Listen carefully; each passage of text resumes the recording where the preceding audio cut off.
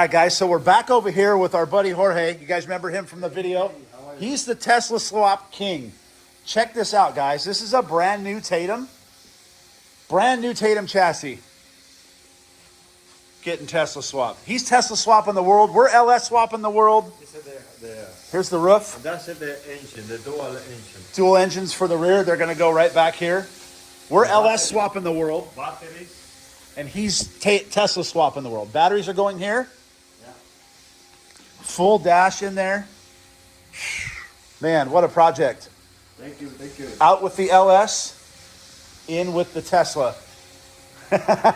Outside of the Tesla Swap King's shop over here, here is a 70s era K5 Blazer. And this is a plaid, right, Jorge? Plaid swap. Check that out, boys. Kind of similar to what Kyle did with the Odyssey, but he put the entire body down on this. He's even grafting in the doors and the door handles. Check that out. Man, this thing is sick. Check that out, boys. Tesla plaid, K5 body. There's a bunch more to come. I'm going to bring you guys some more stuff. He's got all kinds of Tesla swap projects going on. This thing's insane. Yeah, buddy. Another one. This is a Ford truck. And what model Tesla is this, Jorge? Model 3. This is a Model 3. Single engine. Single engine Model 3 grafted into a Ford truck. This guy's a madman. Guys, that was insane. Jorge is the Tesla swap king. He's going to be bringing, he's got a Tesla swap Can-Am that I'm going to be driving in a couple weeks out in Glamis, but I can't wait to drive some of these other Tesla swap cars he's got. This guy is swapping everything. Like I said, we're LS swapping the world. He's Tesla swapping the world. Hey, what's up, guys? Harvey here from the Dune Addict YouTube channel. I just want to let you guys know you can jump on over to theduneaddict.com and grab yourself some merch. We've got all styles and sizes in stock, different colors in stock. We've got women's V-necks in stock, and our new hoodies are also available for order right now on theduneaddict.com. So jump on over there, guys. Grab yourself some merch today. Thanks for watching. All right, well, we're back in the shop. Gonna go ahead, put that bad boy in the car. This is what a $600 bag, $700 bag from Super Duty looks like, full of fittings and filters. I'm gonna go ahead and drain the fuel out of this thing. I also got the stuff to do AN fittings for my radiator, so I'm gonna have to take the radiator out and weld some bungs into there. And I'm gonna do dash 16 radiator lines. So jump right back into this, guys, trying to get this thing for the dyno, get it ready for the dyno on Wednesday. All right, we're working on the fuel system. We got the old stuff completely out, and I'm starting to figure out where I'm gonna mount this A1000. I think it's gonna be right here. Eventually, there is gonna be a firewall here that separates the fuel pump and the fuel system from the passenger compartment. This looked like a pretty good spot, easy to maintenance, easy to get it in and out of the car rather than it being tucked way down under there. The fuel filter, however, is still gonna be back there on the main tube. This makes it pretty easy. I can just drill and tap these holes, bolt the pump in. Here's my dash 8 line. I tie wrapped it up along the frame rail there, and then right into my regulator. My old fuel system was dash 6. So there's the old stuff, and there's the new fuel line that your mom warned you about. So anyways, guys, going definitely big upgrade on the fuel system from dash 6 to dash 8. And then I'm using push lock. I love push lock fuel line. I'm gonna take some tie wire, put it around all the junctions, and you just push it in and it's done. Versus making a stainless steel braided line. This one I'll leave because it's fancy. But yeah, guys, dash 8 fuel system coming up, and this thing will be ready for the dyno. Also, guys, the other upside to me running an A1000 in this car is it's the same pump I run in my Honda in my race car. So A1000 here, A1000 there. That means I only need to carry one spare pump. And if I go Honda racing, I bring it with me there. If I go Duning, I bring it with me there. Actually, we stock A1000s at Glamis Fab, so I probably don't need to bring a spare. We always have them in stock there. In case anything goes wrong with that one, or that one. I got spares. So kind of a good idea to keep the same pump in multiple cars. That one, I probably could put an A1000 in that car, but it's just got a Holly Red in it, and that does just fine. And I do have a backup for that car as well. So Getting back to the fuel system, we're gonna get the fuel pump mounted and finish up these fuel lines. The cool thing is my fuel tank was already -8 and I had stepped it down. I actually was running -8 out of the tank off a -6 fitting. So I'm gonna move that over to that fitting right there, which is -8 coming out of my tank. I'll plug up that other one, and then I'll run the, I'll put the fuel filter right down there on the bar where it was before. Easy to get to, just lay under the car, you can grab it. And then this thing will be all finished up. All right, guys, we're back in the shop again today, working on my car. Once again, like I showed you yesterday, we got all the fuel system done, ready for the dyno. I mounted the fuel pump, and just temporarily, it's kind of it's in there pretty good. When we redo this car, I'm going to build a plate here for the fuel system. What I did is just drilled holes in the tubes and then just tapped them for some Honda 10 mils and got it bolted in pretty good. One little tip I wanted to show you guys, kind of a trick that I do. I troubleshoot a lot of these cars in Glamis. And, you know, guys, don't pay attention to this. That's all going to get cleaned up. I troubleshoot these cars a lot in Glamis. And a lot of it has to do with relays. Relays get smoked. The wires sometimes are too small. They burn up over many years of cycling those big fans. So what I like to do when I mount them is, you guys can see the bolts are backwards. I have the nuts on top and the bolts come in from underneath. And the reason I do that is I drill the hole in the aluminum plate or the floor of the car a little bit small. So the bolt itself threads into the plate and it stays there. So if I need to change a relay, I just unscrew the nut and the bolt actually stays there. When we're troubleshooting this out in the dunes and you've got to unbolt this stuff, you lose stuff in the sand, it's a pain in the butt. So I drill these holes one size too small, and then I thread the bolt up through the aluminum so it kind of cuts its own threads and stays in the plate. So you can remove all 4 of those nuts, take the relays off, and the bolts will stay right there. So kind of a little tech tip for mounting your relays. Again, I always use 4 relays on a sand car. It's pretty much all we need for the motor wise. It's ignition, fuel pump, fan 1, fan 2. So just like my Honda harnesses, I tied it into a Terminator X harness, and we're gonna go ahead and get this cleaned up. And then I've got to run a couple wires up front, then I can mount the screen in the dash up there, and then this thing's gonna be ready for the dyno tomorrow. All right, well, we got it all wrapped up. Got the seat bolted back in over there. All the wiring's cleaned up. Pulled everything up for the dash. Got the screen mounted in the dash. I pulled everything up into here. I'll come back through and tie wrap this stuff up later. I had to remove my 2 gauges there and then cut the dash. But anyways, everything works good. I'm gonna go ahead and turn it on so you guys can check out the screen.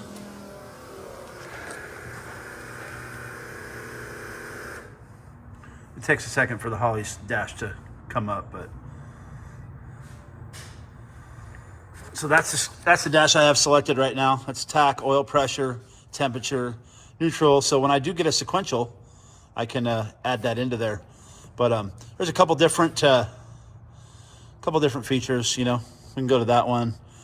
So pretty cool, pretty badass little setup. But we're all ready, guys, and we're gonna be off to the dyno tomorrow. I wasn't home a little while ago to film, but look what's back. The old snow rail. Or it's been converted back to a sand rail. So the boys are done with this car up there at Dave Sparks' place in Utah. You guys saw the videos. Absolutely epic. As you guys saw, the seat heaters did put in work. This thing was performed flawlessly up there until the track broke off. But it's back on the Hoosiers.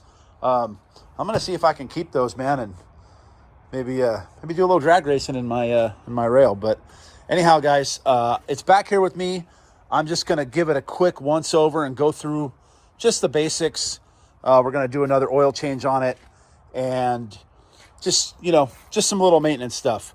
And then it's headed out to Glamis to our boys over at Shock Talk, and they are gonna go through the suspension on this thing. And when I mean go through the suspension, they're rebuilding the shocks. They're going to revalve it, tune this thing up, make sure it has the right spring rates in it, and they are going to make this car friggin' rip. So, yeah, boys, sand rail's back, and we're going to get to work on it here pretty soon as we finish up Kyle from the Boosted Boiz car. I have a dyno appointment today at 1 o'clock, so I've got to haul ass, get all this stuff moved, get my truck and trailer hooked up, get my car on the dyno, and get over there before 1 o'clock. And it's 10 now, so no, it's 11 now. I got to haul butt. It didn't rain at all this morning. And the second, literally the second I pushed my car and it saw sunlight, boom, it started pouring rain. So I got it banged up. I got it loaded up on the trailer as fast as I could and got my waterproof cover on it. Kind of waiting for it to die down. I'm going to go ahead and just tow this out there with the cover on it, but I've got to tie it down. My seats, if my seats didn't have Alcantara in them, I would leave the cover off and I wouldn't care if it got wet, if they were all vinyl. Kind of like Garrett's car, you know, that thing's got all vinyl seats in it, so it ain't going to kill it. I am going to cover it up though, so it doesn't pool up in there. But yeah, guys, as soon as this thing saw daylight, instant rain. So I got an hour before I got to be there. All right, we got it unloaded. We're over here at Exact Dyno in Tempe, and hub dyno. I've never tuned a car on a hub dyno before. I've always used a dyno jet, always used a wheel dyno, but first time for everything. I heard these are really good because you can load them down. So we'll see how it goes. Car's in the shop, and we're getting ready to hook the hubs up and do the thing. Getting ready to hook the hubs up and get to tuning.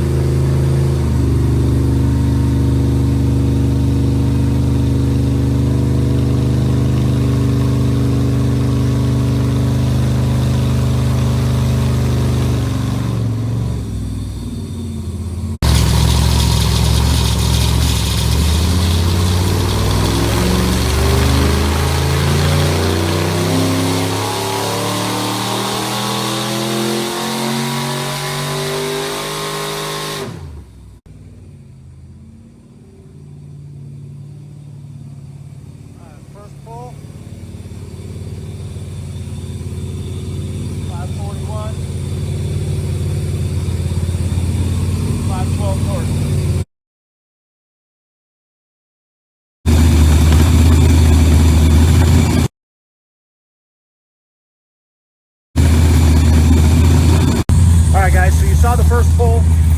It's 541 horsepower, 512 torque, and that's on pump gas. We haven't even put it on any kind of race gas or